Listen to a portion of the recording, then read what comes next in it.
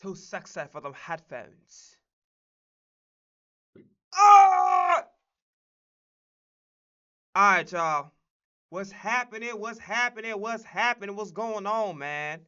What's going on, man? Nah, for real though. What's going on there? Hope everybody's having a fantastic Tuesday. You know what I'm saying? Your boy got the day off type shit. It's not really a day off. We still work. We just working on we working on our shit. You know what I'm saying? And I don't know if y'all been looking at my social medias. You know what I'm saying? Let me remind you before I have to kick y'all. Last time I was playing, I know I'll do it. Let me remind you. All right. Twitter, Instagram is that I am Bruce Leroy. What you looking at right here? My YouTube channel. Where I put a bunch of comedy skits, my Eagles recap Twitch streams, which basically is like the Eagles videos that I did back in the day. They're just on the Twitch stream. Same shit, talk about sports, really about the Philadelphia Eagles. All on here on YouTube. YouTube, Instagram, Twitter, I am Bruce Leroy. TikTok, it's Bruce Leroy BIH, all right? You know what I'm saying? So, yesterday's stream is officially out. We had some good conversations. Well, I had a good conversation with myself, but nonetheless, this it right here. You see that? You see that bad boy over there, right there? You see me circling that motherfucker? You probably don't. I probably see it. Whatever. Eagles Washington recap Twitch stream episode 17. Hold on. This motherfucker right here. That's noteworthy and saying dumb like, okay. All right. So with that being said, all right, so we got some breaking news to have a conversation about. So we got two things. So first and foremost, I'm gonna be honest with you. I kind of fought myself on this because I did say I'm not reacting to anything Cam Newton does moving forward. Because everything he's gonna say is to get people's attention. Okay? And I want to quickly, I'm not going into what Asante Samuel says, okay? Well, actually, I am. I'm not going to show you the video. Let me correct myself. So he basically said a video, what season was Cam Newton not a game manager, whatever the case may be, right? Or a game changer. Clearly, if you're MVP of the motherfucking league, you are a game changer. MVP, in my definition, even though people have changed the definition, is the best player in the league in one given year. People have said it's the most, no, it's the best motherfucking player in the league. We're talking about from a production statistical standpoint. Who has performed the best throughout the entire freaking league? Okay? Because when you go most valuable, right, that actually doesn't necessarily change. Right? So when Cam Newton, I spoke about this yesterday. When Cam Newton had a conversation about it, I was just mad confused. I'm like, that's not what that's not what it should be. That shouldn't be the definition of it. Now, with that being said, Asante Samuel said something that didn't make sense. Okay. Now, I do agree. I do vehemently disagree on Drake on Cam. So first off, I'm gonna show you Cam Newton's Drake May assessment. And then I'm going to show you where he goes through his list of quarterbacks and said if they're a game changer or a game manager. Again, I'm only doing this shit for content. I'm gonna be honest with you. This is the honest to God's truth. I kid you not. I'm not lying. Okay, I know I'm technically breaking my promise on what I said, but I promise you this: on every single thing that I love, I promise you, I can guarantee it. I can't do a Denzel. I can't do that Denzel, but I can definitely do a Kamala. I can definitely do a Kamala, guys. I can definitely do a Kamala. Okay. So, people are asking if I wanted to run again. I said, I'm too old for that shit. I don't, this body right here is doing no more running. No, no, ma'am. No, I'm sitting my half black ass right in this chair. I'm not going anywhere. Hell no. I won't even go outside if the police ask me to come. Bitch, they're gonna have to break down this motherfucking door, this expensive ass oak door that I built. They better have a fucking sledgehammer and come here and come fucking grab me. Cause I'm not going back outside. Hell to the motherfucking no. It is not going to happen. Not here, not ever. But anyway, So I'm gonna watch. So Asante Samuel said some shit that just didn't make sense, right? And then here's the thing, right? I don't have a problem with the rankings about how he made game changer and game manager because Asante Samuel's like, okay, what's the definition of a game changer? What's a game manager? Okay, a game manager is someone that isn't necessarily their abilities aren't necessarily like jump off the page. Their physical ability doesn't necessarily jump off of the page. And game managers are typically guys that they fit well in this current system that they're in, or they fit well under structure. Okay, so that to me, based upon me listening to Cam Newton and my knowledge of watching football for a long time, a game manager is someone that is their physical ability doesn't jump off the page, right? They don't have the biggest arm, they don't have the fastest feet or whatever. Their physical athletic ability doesn't necessarily jump off of the page. That to me is a game manager. And a game manager is someone that um their success is dependent upon the current offensive system that they're in. Does that make sense? Right? So it depends on. So that means if you take them out of that system, they can't necessarily thrive in anywhere else. But the biggest thing, because Brady's an elite game manager, right? Because he didn't have the biggest like his like don't get it fucked up, okay? He can spin that ball. But Brady's athletic ability nor his arm did not necessarily jump off of the page, right? And it took him a while to get going. But Brady is an elite game manager. But honestly, I have to keep it real with you. And this is going to maybe rub some people the wrong way. Yes, Brady didn't have the biggest physical talent, but his presence, his IQ on that football field, and his effect. Because you even go to what he did in Tampa Bay. Tom Brady is the best quarterback to ever play for Tampa Bay, and he only was on that goddamn team like what 3 to 4 seasons. He's the best Buccaneer quarterback to ever put on a goddamn creamsicle uniform, whatever the case may be. He's only been there 3 to 4 seasons.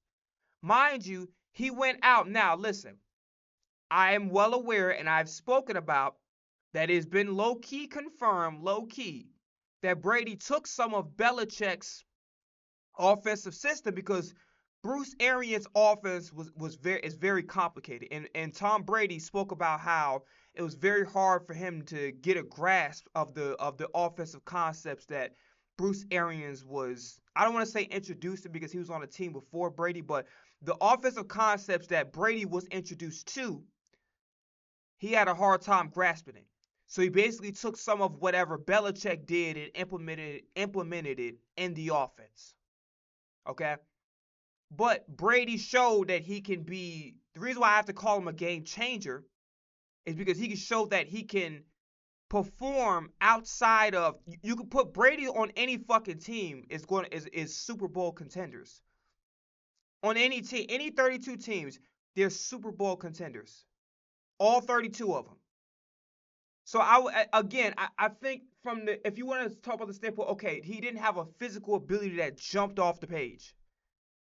In the same breath, to me, it's like I have a hard time calling him a game manager because it wasn't the system helped him. First off, Belichick is a defensive mind. He's not an offensive mind.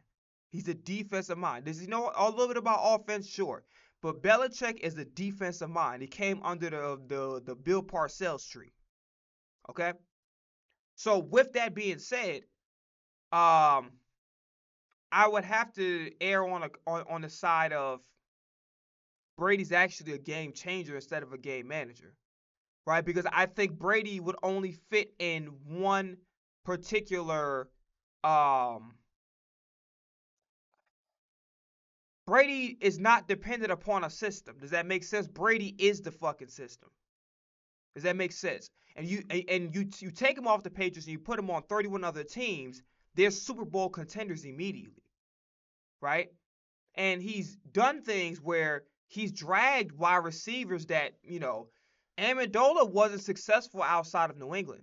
I don't think of Julian Edelman And again, his playoff record is what it is.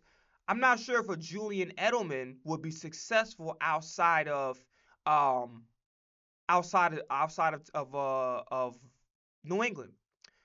I'm not entirely sure about Gronk. Now Gronk, again, when he was playing and injuries aside, he was a fucking monster. In my opinion, Kittle has the potential, but he has to get off the 49ers because the 49ers have no plans of using him. Especially not, they're not using him the same way Arizona uses Trey McBride, the same way the Rams are even using their tight ends, right? And neither of those tight ends are nowhere near the level of George Kittle. The way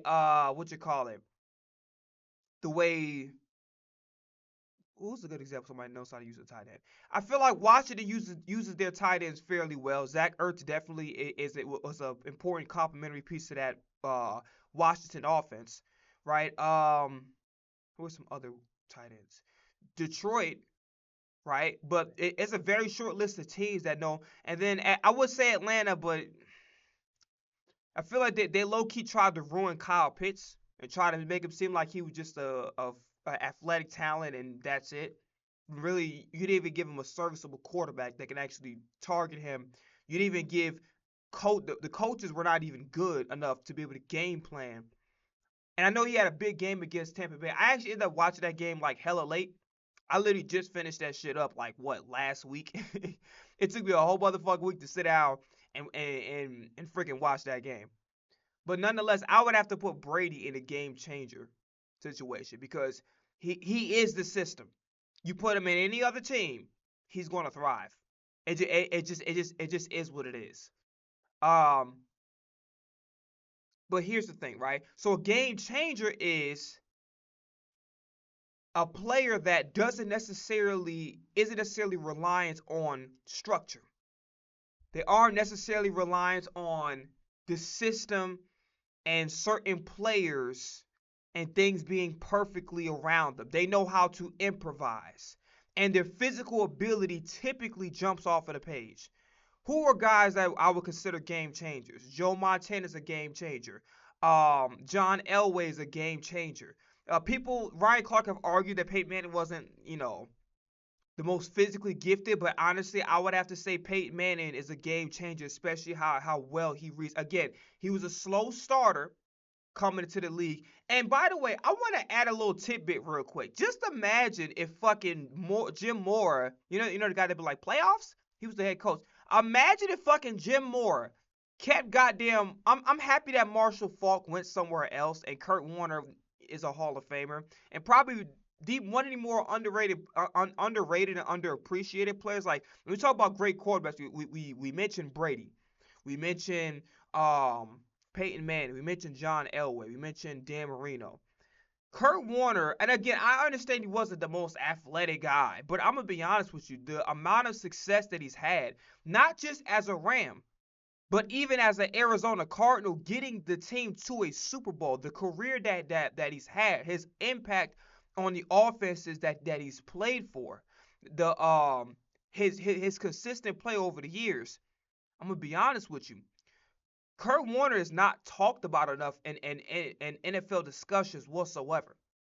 And again, I know he's not the most, I'm sorry. Like, I'm going to be honest with you. Kurt Warner does not get enough conversations as far as we're talking about great quarterbacks and greatest of all times. I'm going to be honest with you. I don't even know if people put Kurt Warner in their top 10. And in my honest opinion, I think Kurt Warner. So this is my list of top 10 quarterbacks of all time, right? I'm putting Mahomes out of bias because I do think, and I've mentioned this on my channel. I think, and again, I understand you're gonna say the offensive line. I understand, but in my honest opinion, right? You could say the first meeting between the Chiefs and the Patriots. You could sit up there and say, okay, well, what you call it? So the first meeting with the Patriots got lucky, okay? In that AFC Championship, I think it was Mahomes' first year starting in the 2018-2019 year, okay? So you move forward, and then they faced again, I think it was 2020, whatever, Tampa Bay against the Chiefs. I feel like that styles make fights. Does that make sense? And I felt like Tom Brady's style was too difficult to overcome for Patrick Mahomes. Mahomes' style was not good enough to overcome Brady's style of play. Which Brady's style of play is, I don't give a fuck about the stats. It's death by 1,000 cuts. Styles make fights. And Brady's style is better than Mahomes' style. Now, my bias as Mahomes being my favorite player to ever fucking put on a football helmet, ever touch a goddamn pigskin, my bias is going to put Mahomes number one. But realistically, having to step out of that bias, that Super Bowl victory for Tom Brady closed that conversation. So I would say, unbiased, let's just say I'm unbiased. Brady's number one, Mahomes is number two. And really, when you guys argue about Joe Montana or Elway being better, you guys say asinine ass shit like, oh, Mahomes couldn't play in a more physical era. You don't fucking know that. What about Mahomes' game or his ability or inability or lack thereof would guarantee that Mahomes couldn't fucking play in a different era? Because physical ability, he checks all the boxes. Mahomes, top two, top three of the biggest arms in football. Side arms. All kinds of throws all over the motherfucking field. Big ass arm, extremely accurate, has just enough mobile ability to consider him a dual threat. Right? And then the success that he's had, having a defensive unit that wasn't necessarily the most stellar in the beginning of his career, having, offensive line issues from time to time. Nothing too crazy because he did have some great offensive linemen. But what I'm saying is the offensive line wasn't necessarily perfect or stellar as I would say the Commanders, the Redskins back in the day with Theismann, the what they call it, the Hogs, Aikman with their offensive line with Larry Allen in them. Kurt Warner with or Orlando Pace of them boys. Baltimore with Jonathan Ogden. You know what I'm saying? Who else? What's some great offensive line units? The Eagles' offensive line. When fully healthy, maybe you want to. Some will argue to switch out Cam Jurgens out for Jason Kelce. I like Cam Jurgens. I always have been. He did not have a good year despite his Pro Bowl nod. He did not have. He had a bad year. Okay, there's no question about it. But I've seen this guy play right guard at an elite level, and I've seen him play center at an elite level. Just this year, it hasn't been it. And it could be the predictability of the offensive system, and it could also be injuries too, and also it could be because he personally regressed and needs to do better. But I believe in Cam Jurgens. I like Cam Jurgens. We won a Super Bowl with Cam Jurgens. I believe in him. I think that this is just an off year. I do think Howie needs to have a backup plan in case Cam Jurgens does not necessarily work out. But nonetheless, I believe in Cam Jurgens. I think Jurgens will get his shit together. Okay. Hopefully, it's this playoffs because I would like to get back to a Super Bowl. Now, I'd say Joe Montana is a game changer. I'd say John Elway is a game changer. Despite what people may disagree, I'll say Peyton Manning is. Yeah, I didn't like how Breeze was talking shit about my team, but let's keep it all the way a buck. Drew Brees is a game changer, right? Well, you could actually argue game manager, and I would say because his success wasn't too crazy in San Diego. And the question I would then have to ask is, had he stayed in San Diego, would his career would have amounted to anything different, right? Because he wasn't great in San Diego. It took him to go with Sean Payton in New Orleans. So I would put, Breeze has game changer ability, but I would put him in a game manager thing just because of the fact that I would have to the question will remain. If he didn't land in the perfect situation, would his career would have flourished? We don't know. Who else is a game changer? Josh Allen is a game changer. Lamar Jackson is a game changer. Um, who else is a game changer? I think Drake May, and we'll table that. We'll table the Drake May thing. Jaden Daniels is too early right now. I would say he has game changer ability, but I'm gonna say Jaden Daniels. I'll leave him on the side right now. Who else? Who else is a game changer? Michael Vick, I feel like Michael Vick is a game changer. Cam Newton, you like his opinions. You don't like how the nigga be hating and shit. I understand. Cam Newton was a game changer.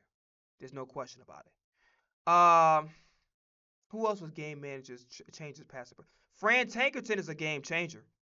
100%. A guy like Sonny Jurgens, y'all know, like Rance, like probably one of the best. I've never seen too many guys that could spin the ball like a motherfucking Sonny Jurgens. Like Sonny Jurgens, quite arguably, I don't know what happened with his football team because I was too goddamn young. But I'm telling you this right now, watching Sonny Jurgens throw the football has probably been one of the greatest things I've ever seen in my entire fucking life. You talk about a guy that know how to spin that motherfucker.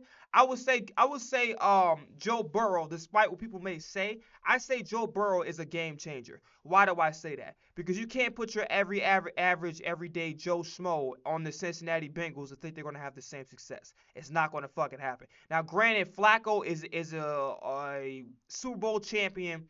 Flacco has had a damn good career. I would argue a Hall of Fame career.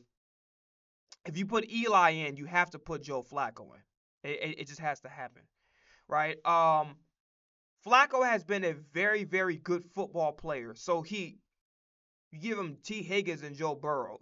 Again, he's not Joe Burrow, but I don't feel like you put any Joe Schmo up there and they're going to have, because you look at Andy Dalton who had A.J. Green. Yes, A.J. Green got injured a fucking lot. But Andy Dalton and Joe Burrow, they just, the abilities are just not there. I would say Andrew Luck. Oh, Andrew Luck's a tough one. I feel like he had game changer ability, but that's Andrew Luck is a tough one. All right, so let's. I'm not gonna waste time going over it. I understand Cam Newton's his ratings make sense to me, but who he puts in those categories does not. But we're gonna hear it. No disrespect intended from the horse's mouth. So let's just go to Cam Newton. Let's start talking about. Let's go to Drake May first, and then we're gonna go through the list of.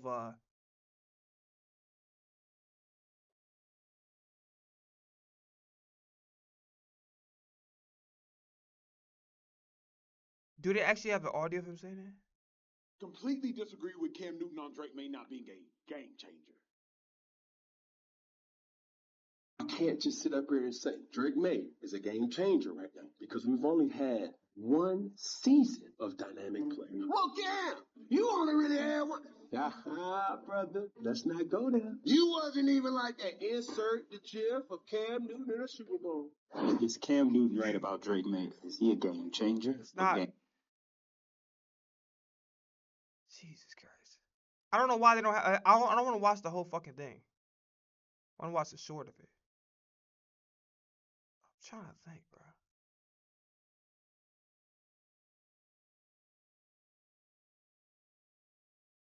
Let's go to shorts. I don't want to watch the whole.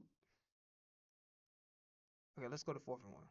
Game manager. When we're talking about the descriptions of tier 1, tier 2, tier 3, Drake May is well and capable, has all the upside and skill set. But last year, under his players' status, a head coach was fired. That's not to say, oh man, you can't say that. That wasn't all Drake May. He was a young quarterback. But does Gerard Mayo have a job right now? No, he's out of a job. Offensive coordinator was Alex Van Pelt. Is he an offensive coordinator anywhere in this league? Not a coordinator. Thank you. Now insert Mike Vrabel. Now insert a dynamic play caller in Josh McDaniel.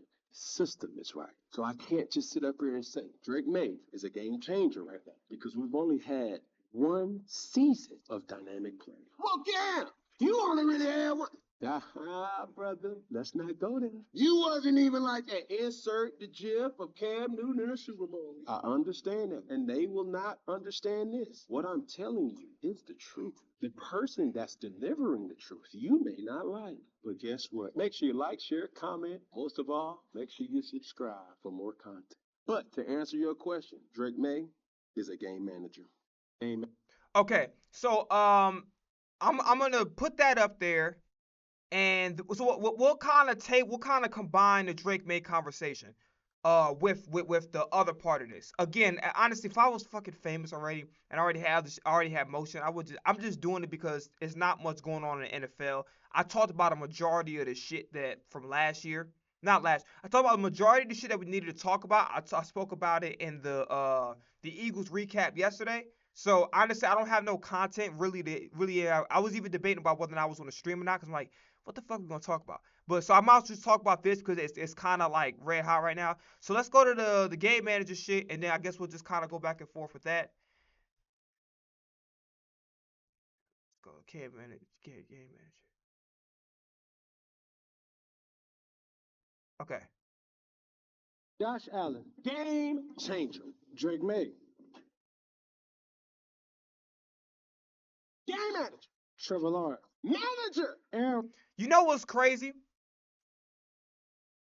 I would have to say Trevor Lawrence is a game manager just because of the fact that until that whatever that coach is, that Duval, that when that guy came in, it took him to kind of right the shit. But then again, it's kind of like not really his fault because I'm gonna be honest with you, and I've even spoken about this. What maybe last year? I feel like Doug Peterson, his system is not for improvisational quarterbacks. Because, and again, it's not to say that Wentz isn't at fault at all. But you look at what happened with Wentz. Wentz and Trevor Lawrence have a very, very similar style of football, right? I think Cliff Kingsbury is a guy that could work with guys like that. Cliff Kingsbury worked with Jaden Daniels, who's more of a dual threat guys that can play outside of the pocket. Even though Jaden Daniels is a very good pocket passer to me, in my opinion, from what I've seen. You look at guys like that. You look at guys like Kyler Murray, who he worked with. You look at guys like Patrick Mahomes, guys who are improvisational quarterbacks, can play outside of the pocket. Um, Cliff Kingsbury would work well with a guy like Carson Wentz, with a guy like Trevor Lawrence, right? So I always felt that Foles has success for two reasons. Number one, he was willing to put aside his ego and for the good of the team, which is why I've said at length and I'll say it again. I don't think that if Carson Wentz, and again, I'm not trying to celebrate nobody's injury, but if Carson Wentz would have stayed healthy in the 2017 season, we would have not went to the Super Bowl. We would have lost because you got to remember this. I remember to this day the whole road to the Super Bowl. It was the Rams, it was Atlanta, and it was Minnesota in the NFC Championship. All three of those teams, from on paper, were better than us. So how was we able to win? By playing great football, everybody doing their job and playing together as a collective. The difference between the Super Bowl that we won and the Super Bowl that we got to in 22 and back then, we had arguably the best roster arguably in fucking NFL history. Arguably. Especially the 23 year. My fault. Especially last year in 24. Especially in 24. So you look at 2017, we had some great guys like Malcolm Jenkins, Jordan Hicks, Jason Peters. I'm not sure if he played. I think Brandon Brooks. We had guys like Jay Ajayi was really good. LeGarrette Blount was really good on our football team. Zach Ertz was elite. You had Jordan Matthews. You had some other guys. Nelson Agholor was very good at that time. Who else? I'm trying to figure out who else. Guys like McLeod, Jalen Mills. Those are players that were like, I would say they weren't like elite, but I'd say they played hard. You know what I'm saying? So we had a lot of guys. I'm not saying we didn't have no talented guys because you saw what Jordan Hicks did in Minnesota, a couple years ago? So I'm not saying we didn't have any talented guys. But what I will say is this. I would say that if Carson Wentz, once again, if he'd stayed there, Carson Wentz knew that he was good, which is a good and a bad thing. It's good to be confident about your ability, which, clearly was entailed, especially in that 2017 year. But it's bad because if you too much focus on your ability so much, you start making it a egotistical battle with yourself. So you prioritize yourself over the team. And I felt like in one of those three games, either the Rams, Atlanta, or Minnesota, he would have did some stupid shit to turn the fucking ball over. And that one turnover would have been the difference between maybe having a one-score game, getting to the win, and getting to the big game. And one thing about it, You're not going to be able to play hero ball against Tom Brady because, like I just said about 30 seconds to a minute ago, he plays by death by 1,000 cuts. So you are not going to be able to play. You have to play smart, careful, strategic, good football. Nick Foles knew that. Carson Wentz didn't give a fuck about playing smart, strategic football. He cared about making the highlight plays. So again, not wishing injury on anybody, but it's I am full belief, even to this day, and I even said it back then when I was 17 years old. Carson Wentz being in that Super Bowl, like he would we would have not even gotten to the fucking big game. We would have either lost to the Rams or Atlanta. We would have came up short in one way or the other. I'm telling you, we would have not gotten to the big game. 100%. Now, as far as the Trevor, that guy Liam Cohen, it took him to kind of get Trevor Lawrence going. And mind you, the first half of the year, Trevor was not good, and then the second half he flipped the switch. So yes, I would say, because watching him at Clemson, he was definitely a game changer. But and again, it's not his fault. Urban Meyer was not a good NFL coach. He was hideous. Doug Peterson is just he's a pocket passer guy. He's not good with improvisational quarterbacks like a Trevor Lawrence. That's not the styles didn't mesh. And not to say that Doug Peterson is a bad coach. The styles don't mesh. What Doug Peterson wants out of a quarterback is a pocket passer. And that's not Trevor Lawrence. Trevor Lawrence is an improvisational guy. That's the truth. So yeah, I would say Trevor Lawrence fairly is a game manager. Rodgers, game manager. You want me to be honest with you? Has Aaron Rodgers been elite this year? Hell no. But in a sense, it's not necessarily his fault, because it's very hard to try to force shit to happen, because you got Arthur Smith calling the plays, and I already talked about how dog shit his play calling was in that Ravens game, and they got fucking lucky. I mean lucky. Because the Pittsburgh deserved to lose that football game. They really did. And I talked a lot about how, especially in the first half, they were using inside guys. Like, they had fucking Calvin Johnson on one side and fucking Larry Fitzgerald on the other. You can't do that. You gotta understand your personnel, know your personnel, and be able to maximize their strengths. You're not gonna. What the fuck are you doing deep balls to fucking Calvin Austin, to goddamn Jonnu Smith, the second, third string tight end, which they was about to make him a fucking offensive lineman? That tells you a lot.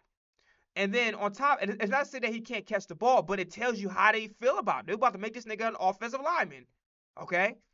And on top of that, you throwing a deep ball to Marquez Valdes-Scantling? What the fuck are we doing? He's a third, fourth, fifth string wide receiver on most ball clubs. What the fuck what are we doing? Okay? Why are we involving Adam Thielen on the inside? What the fuck are we doing? What are we doing? What are we doing? So, with that being said, it's just, it is what it is. But I wouldn't say Aaron Rodgers is a game manager. Probably have to say it. Just because I have to go with what I've seen. But realistically, Aaron Rodgers has not been perfect. He has not been perfect. He deserves some of the blame of what Pittsburgh's inadequacies on offense at times. I will say, though, often, more often times than not, he feels like he has to pull a rabbit out of his ass, because Pittsburgh don't have any fucking wide receivers. They really don't. Once DK's out the fucking lineup, and his route tree, there's questions about how good his route tree is. It just is what it is. Like, Aaron Rodgers don't have the personnel or the guys that got the skills to pay the bills that he can go do the short, quick passing and everybody in sync. These are not these kind of receivers. Game manager. Justin Herbert. Game manager. Matthew Nah. Stafford. As long as Justin Herbert is a player, because here's the thing, right? I said this from the beginning, and I'll say it again. I never liked the Harbaugh hire.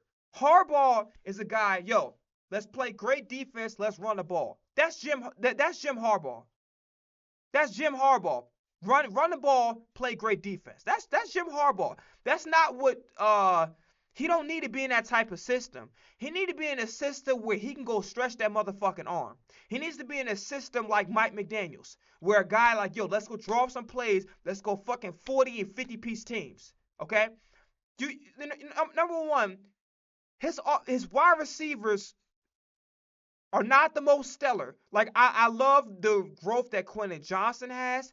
I love Ladd McConkey and what he's been able to do so far. And they don't have a fucking run game.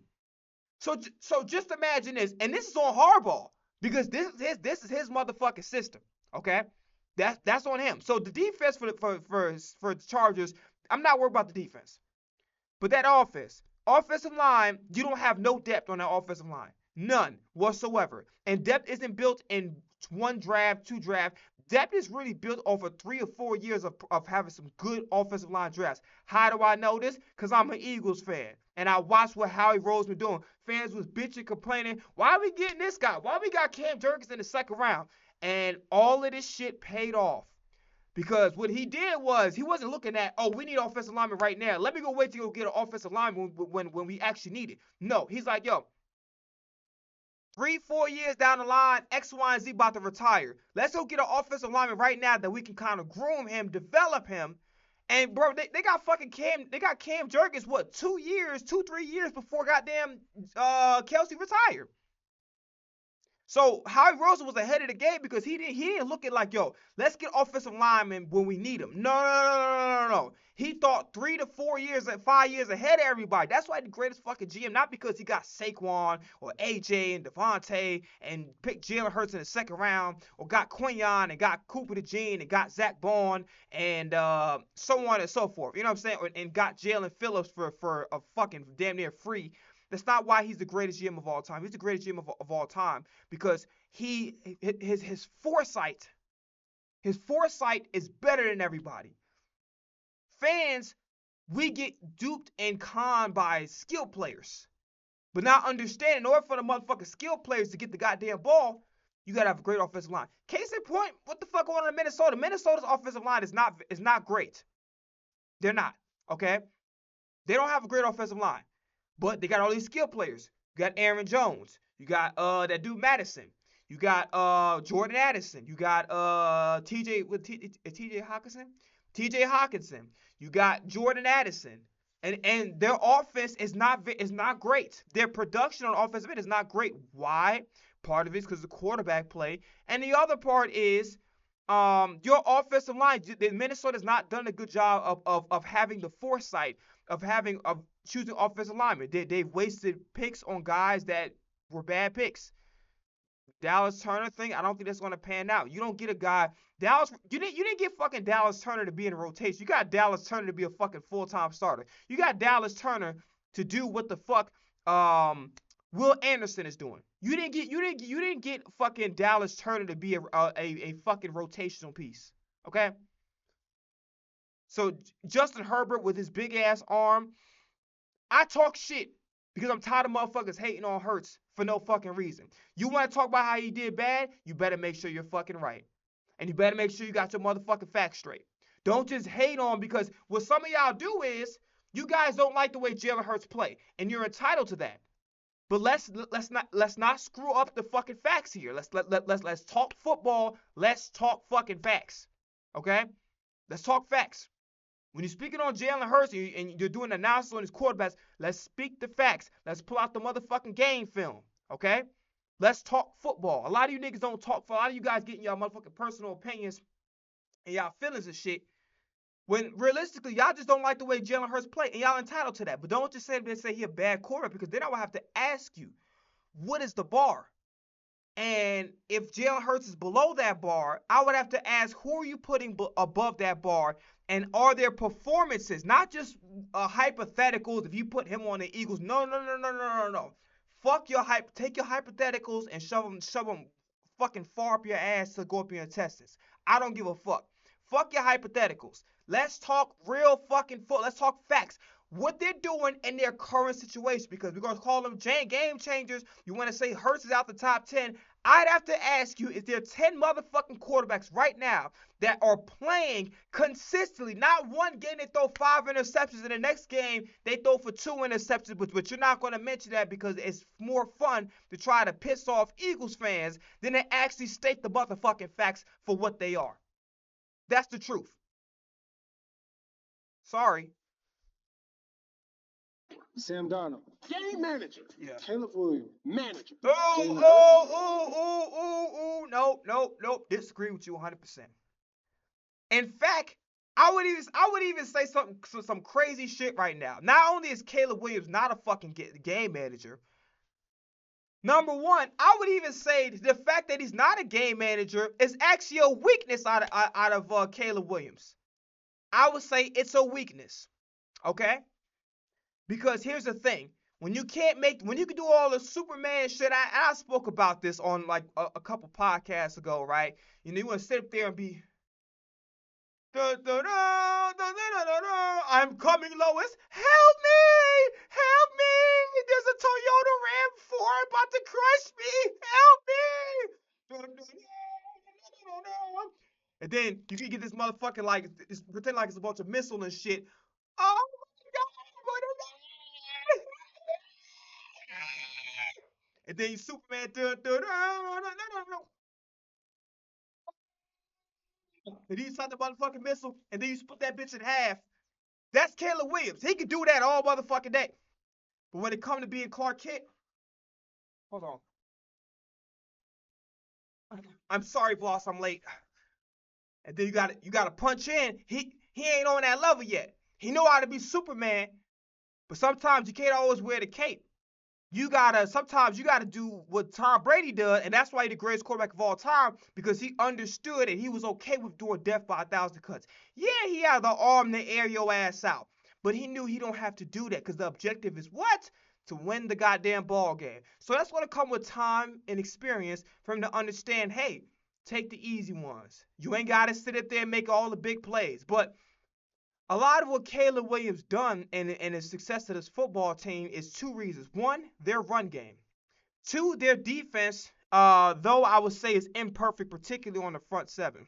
Really, that defensive line needs to be better, especially with the nose and on the edges. Like, really, their defensive line needs more help. But really, their run game and Caleb Williams' big playability. The Bears don't win the games that they win because, now listen, Ben Johnson and his system. Ben Johnson is, let's keep it real. He's the best play caller in football right now. Okay? Let's keep it all the way stacked. He's the best play caller in football right now. Okay? That's the honest to God's truth. Is Ben Johnson perfect? Hell nah. He definitely did a lot of dumb shit. I don't like his clock management at times. His clock management has been really bad at times. But let's keep it all the way a buck. Okay? Let's keep it a buck. What's the old boy name? I'm trying to think. Yeah. So Ben Johnson. His system has helped the Bears tremendously. But Caleb Williams' big playability, his arm strength, his ability to improvise and play outside of the pocket, his big play ability is the reason why the Bears are winning these close football games. Now, granted, in the playoffs, you ain't gonna be able to play like that. You're gonna have to clean up your motherfucking act. You know what I'm saying? You gotta clean up the act. So he's gonna have to take the easy ones because the Bears got 2 games worth of film on your ass. And then you're not gonna be able to do this one score because if you fuck up early, and that's what's been going on with Lamar Jackson. Lamar Jackson fucks up early, and then now you got to rely on somebody else. You got to put your hands on the fate of a kicker, of a wide receiver. Why? Because you didn't play 4 quarters of complimentary football. You decided to play like shit for 2 quarters, play like shit for 3 quarters, then on the 4th quarter you want to get your shit together. No.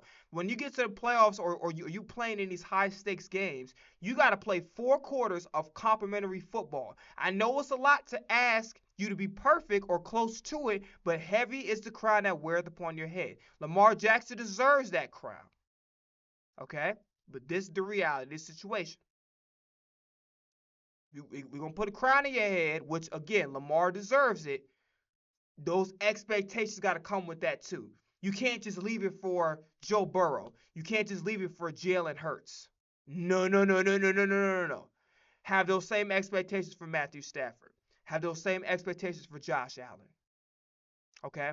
And you motherfuckers is killing Mahomes to the point where some of you niggas acting like that he didn't fucking accomplish what quarterbacks, if it was illegal and it was a goddamn purge, quarterbacks would kill.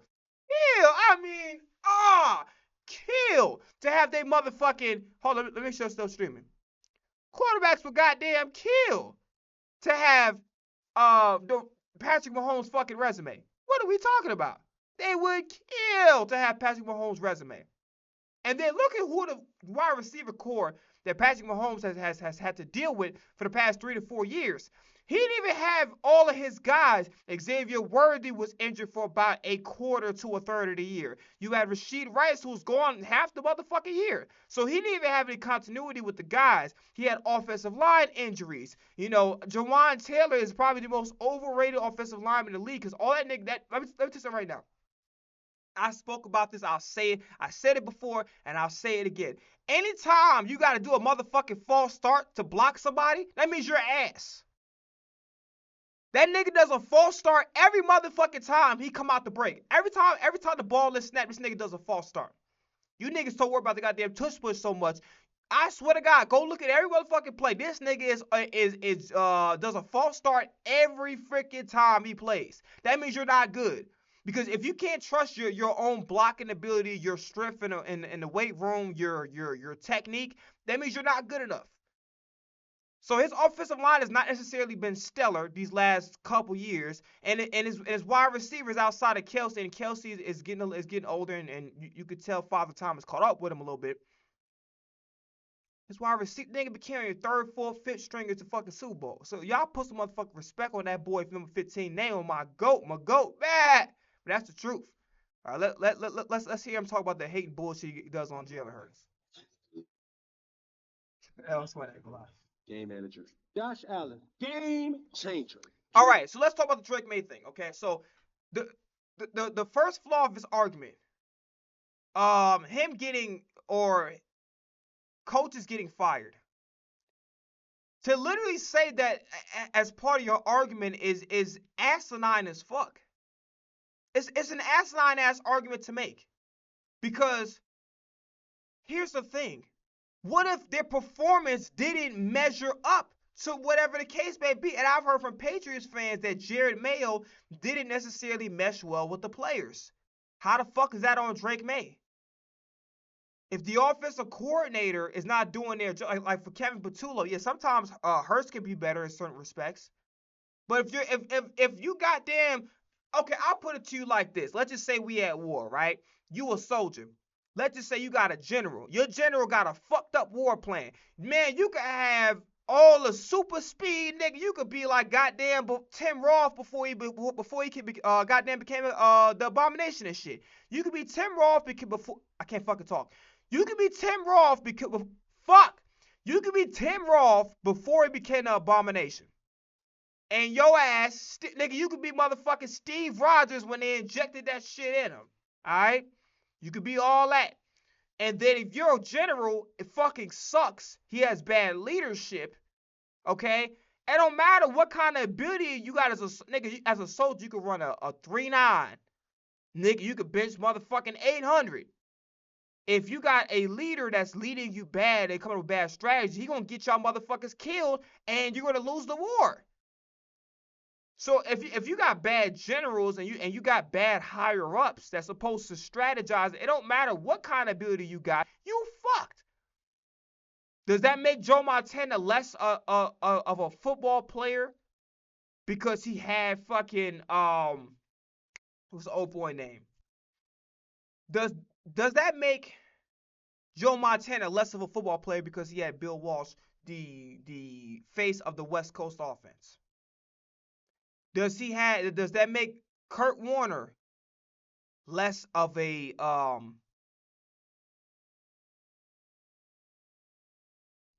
let me check something real quick.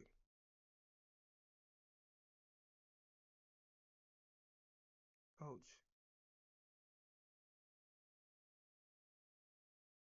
Kurt Warner. I think it's Mike Marks, but let me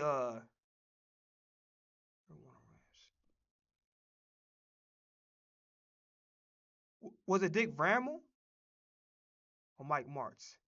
Yeah. So Dick Bramall, Mike Martz, whatever you want to call it, does it make them less of a football player? Does it make Brady less of a football player because he had one of the greatest defensive minds of all time in Bill Belichick, who led legendary defenses? Not good, legendary. Does it make who else? Fucking Peyton Manning less of a football player because he had fucking Tony Dungy coaching him? What are we talking about? Does it make fucking Bradshaw or any other players on the Steelers less of a good player because they had fucking Chuck Noll? What are we talking about? You need good coaching. Every motherfucking player, regardless of your skill set or where you're at, you need good coaching. You need to have good generals, to have good lieutenants, good sergeants. You need to have that in order for your team to go out there and perform and for your quarterback to develop the way they're supposed to. So when you got guys who have failed to do their job properly, that's nothing to fucking do with Drake May. That's on them. So if I would even wanted to think that your argument in that case was valid about Drake May not being a quote unquote game changer, that's a stupid ass asinine argument to make because every single player, every single quarterback, every single team needs to have good leaders. Case in motherfucking point. Does that make Troy Aikman less of a great player? Should we take away his Hall of Fame jacket because the transition was from going from Jim Johnson to fucking Barry Switzer? What are we talking about? Does that make Brady less of a? Does that make a goddamn Troy Aikman less of a football player? No. Every fucking football player needs great coaching. Everybody. Yeah, you got physical ability all like you saw how fucking bad this defense was in the Eagles defense was in 23. You saw how Jalen Carter looked bad. Guys that were normally elite look bad. The fucking best player was goddamn Fletcher Cox. Hassan Reddick looked bad. Everybody and their mama looked bad on this defense playing under fucking Sean Desai and Matt Patricia, who are both dog shit. That's the truth. So to sit up there and put blame on it doesn't make sense because I'm pretty sure if somebody would have asked you if Jayden Daniels was a game manager his rookie year, you would say yes. So then I would have to use your own argument against you and say, well, wasn't Jayden Daniels only a rookie? Doesn't he have to have more seasons? Like, come on now. Because if I'm not mistaken, you call Jayden Daniels a game changer. And you call Jalen Hurts a fucking game manager. What are we talking about? So that argument is very fucking asinine. Here's another thing too. You have to look at what number one, Mike Vrabel is a defensive minded coach. He's a great coach. It doesn't take into but he's a defensive minded coach. Okay? So really, when you look at a Mike Vrabel coach team, you don't look at the offense, you look at the defense. That's why when Ryan Tannehill was sticking up the motherfucking joint, that's on. Yes, he's a part of hiring the right staff to get the team shit together. You know, but in the same breath, right? And then also it varies from team to team about who's in charge of making a hiring decision. Some teams trust their head coach to make the decision. Some owners intervene too much. Some GMs intervene too much. Does that make sense? So we don't know. Everything is a circumstance kind of thing. But yeah, just very asinine arguments to make, bro. Like it doesn't even make any sense. But anything else I wanted to say? Yeah. And I'll talk about, bro. His offensive line has not been healthy all year. Does he have weapons on both sides of the ball? Absolutely. But that doesn't take away his ability. And he's playing at an MVP clip. How the fuck are you not how are you not a game changer if you're playing like, nigga, it's a short list. There's only 3 guys that deserve MVP or that deserve to, you know, if they win MVP today, I would say, cool. Myles Garrett, Matthew Stafford, and the third would be Drake May. You choose any of those 3, I wouldn't be mad at whoever you choose. Whoever gets the nod, Myles Garrett, Drake May, or Matthew Stafford, I would not be mad if one of those three get the MVP. Those are the only names that deserve MVP in this league right now. So if you're playing at an MVP clip, I'm very confused. So that's all I gotta say. Real quickly, because we're about to leave, let's close out on looking at my boy Joey Shakes. Pause. But y'all know what I meant by that. I will show y'all. I'm probably gonna show y'all Seth Joyner tomorrow. Let's go, my boy Joey Shakes. We're gonna watch the video, and that's how we're gonna close it out. If you have ED, you might need to work on your mental game. When you're aroused, your brain releases dopamine. That dopamine kicks off a chain reaction, sending signals. What's the cookie man? As a matter of fact, it was. Nick Sirianni's got to be one of the worst decision makers in the league. I don't know where he lies when it comes to, like, does this man still deserve a head coaching job if they fucking fail in these playoffs? As now the third seed going to be facing the 49ers. Okay, this weekend, don't know what time yet. By the time I make this video, I have no idea what time it's going to be. The second seed was in their grasp. My God, I don't want to hear nothing about fucking Tanner McKee anymore. I don't want to hear all the hate on Jalen Hurts. I don't want to hear on Tanner McKee is the fucking next to Joe Montana. The Commanders just did some fucking stupid shit. Why? And listen, I know I'm an Eagles fan, so I should be happy about this. But I'm sorry, stupidity anywhere is stupidity everywhere. Why the fuck would you get rid of a guy that changed your fucking offense? You fucking stupid ass organization. Bro, the Commanders, and listen, I know I'm an Eagles fan, I should be happy, but I'm sorry, I can't fucking do it. I just can't. I can't take stupidity, my nigga. You cannot, the fucking offense, is nothing wrong with the strategy behind the offense. It's something wrong with the decision making. Your defense is old and sorry as fuck. You have no running game. Your offensive line is ass. What the fuck does Cliff Kingsbury got to do with that? You gave away your best running back, Brian Robinson, for fucking peanuts. For goddamn split goddamn sunflower seeds, nigga. You gave this nigga away for peanuts. Why the fuck would you get rid of Cliff Kingsbury? Where does that make any fucking sense? He changed your offense. He helped Jaden Daniels develop. He's a great play caller. Why would you get rid of him? For what? You fucking idiot. He's the key to a possible dynasty. Hopefully you don't get there. I want my Eagles to win. But you got it. I'm sorry. I know I should be celebrating because the Commanders did some dumb shit. But I just can't. How the fuck? It doesn't even make any fucking sense. He's one of the greatest offensive minds in the league. You just let him go? Why the fuck would you do that? Why would you do that? Now, granted, if somebody interviewed him and they scooped him up, cool. But why the fuck? You gave away your best fucking running back for a 7th round pick and fucking Krosky Barrett. And fucking who the fuck is Chris Rodriguez, nigga? An extra in the fucking Avengers, nigga? One of these goddamn up-and-coming white actors or something. Who the fuck is Chris Rodriguez, nigga? Actually, Rodriguez is a Spanish name. That was kind of ignorant, my bad. But you understand my point. Bro, what the fuck, nigga? Like, what are we doing? I'm sorry. That shit was fucking stupid. I'm so sorry. I don't want to hear about it anymore because that man completely choked on top of some bad decisional play calls. Tanner McKee choked his way out of that game on his own. Tanner McKee threw it 40 times in this game. The weird part about this whole entire thing is that I understand that guys were going through rest, and I get why Nick did this. Okay, last year in 24, the Eagles were not in any type of danger to lose that second seed. So they could have done whatever they wanted in that game, and it wouldn't have affected anything.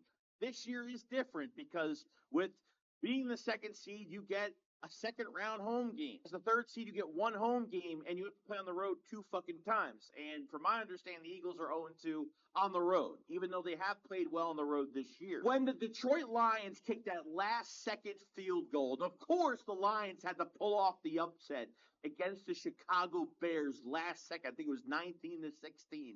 That game was over with, and the Eagles had a little bit of time left. The Eagles had all their starters dressed, which was really weird. Like, besides Cooper, I think everybody else was dressed. There was a point where Reed Blankenship was going to run on the field at some point because guys were getting hurt. Feeling the players wanted to play in this game. The players didn't want to rest for a week. I don't think this offense deserved to rest for a week. Maybe the offensive line, but these guys need some fucking work. Nick Sirianni was so strict about sitting all of his players for this damn game that he goes up to Devontae Smith and says, hey, do you want to play today? And Devontae Smith's like, sure. I need 44 yards to get 1,000 yards. And that is a big risk you have about on the field where the Eagles were force-feeding him for a couple series, and finally he got his 1,000 yards. Kind of weird how they just allowed that to happen, that they allowed Devontae Smith to hit the field, but nobody else because of stats. I literally was seeing Tanner McKee mimic the same shit that Jalen Hurts does in this game. Putting Tanner McKee in a bad situation on top of things, even though he choked dramatically on top of bad play calling, which we'll get to in a second. This is why you can't throw another quarterback in the Jalen Hurts system, especially if he has no legs. And Tanner McKee, he runs like he has draft legs. There was a couple times where Tanner McKee would extend plays to the right side. It's weird that pressure either comes from the middle or the left side, which flushes McKee to his right almost 100% of the time. Couple throws he made off of pressure, which was good, and then as soon as he gets pressured, someone gets a hand on him, he's pretty much over with. Can't do nothing, can't do anything. There was times where he was running into pretty much defenders that gave them free sacks. There was a point where Tanner McKee had 15 yards of free space in front of him, and he didn't even run towards the open field to get the easy yards, but decides 2 yards in front of him not to get the first down, and Darius Cooper's right there. Yeah, I'm not gonna lie to you. Yeah, it was one. I forgot to mention this too. Yeah, so he throws the ball to Darius Cooper when he had the most. I know this nigga slow as hell. I get it, but he had the most fucking easiest scramble. He didn't get it. I agree with Joey. He's right. Literally covered the entire time. Still throws the damn ball. And it's an incomplete pass. It was the third offensive series for the game. The Eagles were going downfield. They were on the Commander's side of the field. It was 3rd and 1. And guess what the Eagles do? They pass it. He gets flushed out of the pocket, gets pressured, has nowhere to go, has to waste the play away.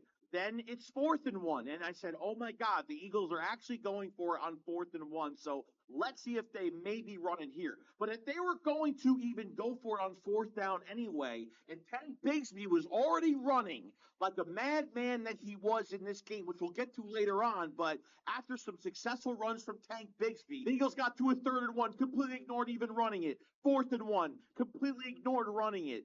Like, these are the reasons why our offense has these issues. Every time it's bad play calling, it leads to undisciplined bullshit nonsense. 4th series of the game, Eagles get downfield again, and guess what? Throw a nice pass to Darius Cooper inside the 5. And guess what? Because of these stupid rules from the NFL, he decides to get a taunting penalty. He spins the ball in front of a commander that's sitting on the damn ground, and then we're moved back yardage. If you use a sports book right now, you are getting robbed. Delete the app right now.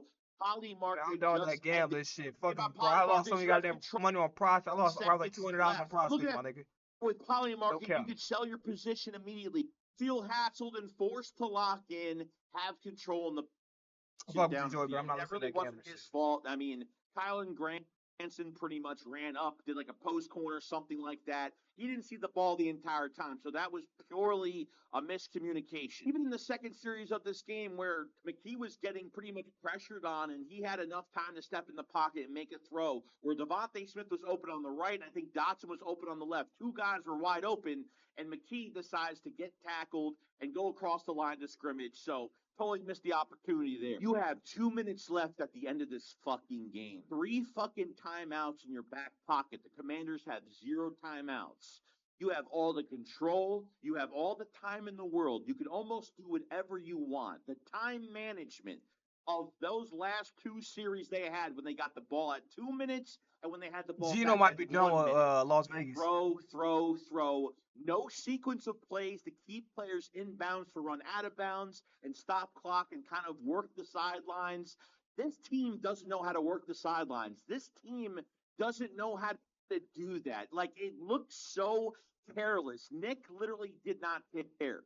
This second seed he did not care about. That Bears-Lions game, the Lions already won that damn game, and he decided to put Tanner McKee in that spot, and then Tanner McKee threw some really bad passes. First round pass to Dotson, an incomplete pass to Granson, and then on like short yardage with timeouts in your pocket, you throw a fucking bomb downfield with all those timeouts. You throw a bomb to Darius Cooper in the corner of the end zone that's not even catchable. None of those balls were catchable at all. Then the defense makes a stop, and you have 1:03 left on the clock. And Terrence McKee takes a hit, he takes a sack, and an incomplete pass to end the fucking game. Nick Sirianni, after the game, says that he doesn't regret sitting his players because the one thing that the Eagles had control of in this game was getting players healthy through the playoffs. And I understand the Eagles have been doing that every single year. But holy fucking shit. I literally saw the starting offense look like the backup offense, the same, like it mimicked the same exact shit that this starting group plays every single week. How they play every week. It's literally a mirrored image of it. Now the Eagles got to play the 49ers. They have a home game this weekend, and they got 2 fucking road games. I don't want to hear shit about Tanner McKee. I don't want to hear shit about Jalen Hurts being the fucking blame. And there were times where McKee had nobody open. They showed it multiple times where Tanner McKee is sitting there waiting for guys to get open. They showed it. Nobody was open. And now you wonder why Jalen Hurts is sitting in the backfield over and over again, waiting for guys to get open, gets flushed out, moves to his right, goes to the sideline, plays dead, throws it out of bounds, or takes an unnecessary sack, one or the other. This isn't just on Tevin Patul because he has the clipboard in his hand, guys. This is our head coach's philosophy. This fucking owner should be disgusted by letting this happen again. This is a Brian Johnson situation where Patullo is going to fall on the sword at the end of the year. And potentially, this could be a one-and-done game this weekend. You let Devontae Smith play, but not anybody else? Like, what is that? What is that? I have never seen a team try to figure Joe, I ain't gonna lie to you. I gotta disagree with you on that one, big dog. What's the name needed 1,000 yards to get incentives, whatever the case may be, and why not? You know what I'm saying? If Devontae didn't have 1,000 yards within his grasp, he would have never played. So everybody got to stop being mad. Again, you could disagree however you want. I promise you, it's not that much different between having a 2 and a 3 seed. But we have more home games. It doesn't fucking matter. It's not much more different between a 2 and a 3 seed. I promise you. I promise you. So at the end of the day, it is what it is. We shouldn't be so surprised about Sirianni. We know Sirianni's not gonna fucking. We know this already. If you've been watching this goddamn coaching tenure since 2021. This how this guy rolls. It is what it is. We just gotta deal with it. You know what I'm saying? That's honestly the least. Yeah, the play call was dog shit. Like especially with Tanner McKee. Yeah, there was some bad decisions being made. I spoke about it yesterday. I think leaving Tank Bigsby out in the fucking fourth quarter and electing to go with Shipley, who made some good plays. But again, you go with your best motherfucking players on the field. That's Tank Bigsby. That's not Will Shipley. But carry on. Carry that on. So much as this team. Hey, Stephen A. You absolutely right by everything you said. I remember the word, but you be right. They're weak. And the only given fact that the Eagles don't start these starters in preseason, they don't play. So we were willing to give this a few weeks, especially with a pretty hard schedule in the beginning. But then as it got to week 10, week 11, you hit your fucking bye week. And you look worse coming out of it. You're satisfied with a 7-point lead, a 15-point lead, a 21-point lead. You're satisfied to sit there and play one half of football and be conservative, do all this shit that nobody likes doing. Your quarterback in Jalen Hurts hates playing that fucking negative offense that he hates to be in. You embarrassed yourself, and you know you did. On top of your bad time management at the end of the fucking game, McKee having the game on his shoulders finally. Okay, completely. He's not coming into a regular season game where the Eagles have a Why lead. couldn't He's he? not Why coming into a couldn't he? regular season game where nothing is really on Why the line couldn't and he? the pressure isn't on him. And guess what? The pressure was on him at the end of that fucking game. And guess what? Besides the bad play calling, every fucking throw that he threw was so fucking not catchable. I don't want to hear a word that McKee played with backups. I don't want to hear nothing.